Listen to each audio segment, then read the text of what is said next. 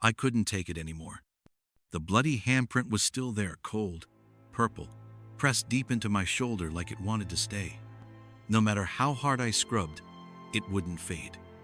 That morning, I broke down, tears streaming down my face. I told my mom everything, the whispering, the white shadow crawling on the ceiling, the blood, the laugh. I thought she'd call me crazy, but she didn't. She just stared, then silently walked into her room, opened an old drawer, and pulled out a photo I had never seen before. In the photo was an old man, dressed in a traditional long robe. He held a wooden staff and a tiny bronze bell. Mom looked at me, her voice shaking. "That's Master Can. He once saved me from something just like what's haunting you." I had never seen fear in her eyes like that before. She'd buried that memory for years. That same evening, Master Khan showed up. No small talk, no chanting. He just looked at the bruise on my shoulder and frowned. He placed 3 strange items on the table: a bowl of rainwater, collected on a full moon, a blindfolded clay figure, and a piece of red burial cloth, old, damp, smelling like burnt ash. "This thing isn't just following him," he said. "It's trying to get inside him." A cold chill ran down my spine. I wanted to believe he was exaggerating, but what happened next proved he wasn't mature. Possession. The headache hit like a hammer. My ears rang. My vision went black. I heard my mom scream, then silence. Something entered me. It took over, controlled my limbs, used my voice, but it wasn't my voice. I crawled on all fours. I laughed a dry, inhuman laugh that scraped the air.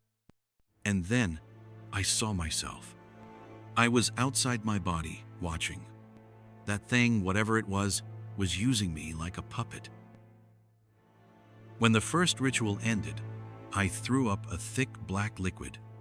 My whole body reeked of burnt hair and ash. There were deep scratch marks on my shoulders made by my own hands. "It died in the school," Master Kane said. "To banish it fully, we have to go back to where it began. Tonight, 3 Ampere. M. Inside the school." I looked at my mom. She nodded, terrified, but ready. I don't know where I found the strength, but I nodded too. We arrived at the school at 3 Ampere, M sharp. No one touched the door, but it creaked open on its own. It was waiting. The hallways were dark, cold, and completely silent. Peeling walls, wet floors. Nothing moved except for the sound of our breathing and the slow ringing of Master Kanja's bell. We entered the classroom, the same one where I first fell asleep that night. In the center was my old desk, but now it was bleeding. Thick drops of blood oozed from the wood. Then I heard it again. The laugh. That horrible laugh echoing from above. I looked up, and there it was, the white figure. It was crawling upside down on the ceiling like a spider, eyes locked on mine. Master Khan drew a ritual circle with salt, ash, and chicken blood. I stood inside, candles lit by themselves. He began chanting. The air got heavy. Windows trembled. Desks began sliding across the floor on their own. Then the white figure dropped from the ceiling straight at me. I screamed. My body froze. Mom cried out, and everything went black. The aftermath. I woke up alone in a quiet room. Master Kine was burning the red cloth. The smell of fire and blood filled the air.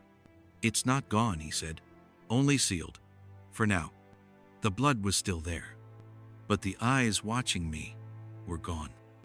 I thought it was over, but deep inside, I knew something still remained.